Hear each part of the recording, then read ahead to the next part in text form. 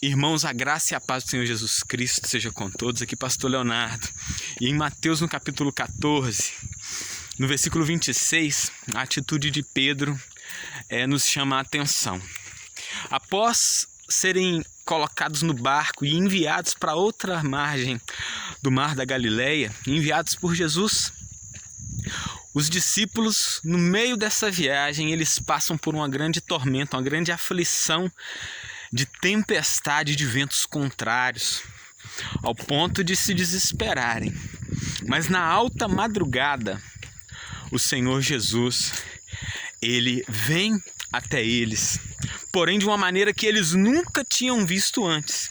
E todos são tomados de medo, todos são tomados de pavor, ao ponto de duvidarem se de fato era o Mestre que vinha, se de fato era Jesus que se manifestava a eles.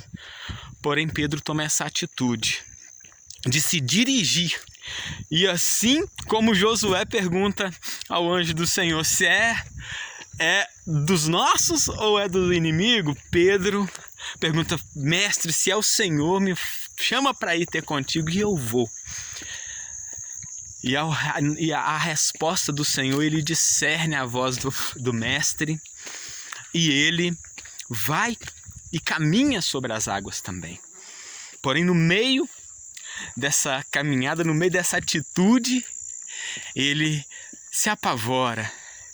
Ele, sem ainda a habilidade de caminhar, de dar um passo tão sobrenatural, Pedro começa a afundar e se desespera novamente, mas ele clama a Jesus, ele clama a Cristo, que prontamente o atende e o resgata.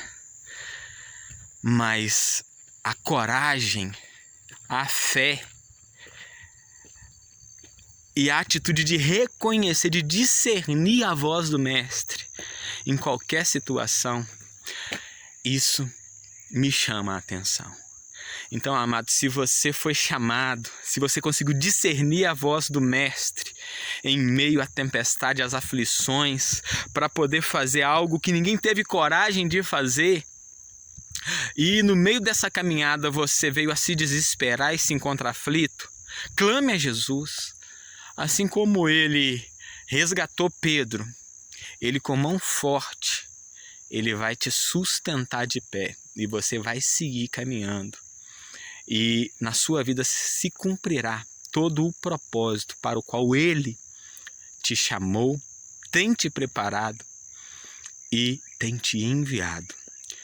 Que Deus abençoe a sua vida em nome de Jesus.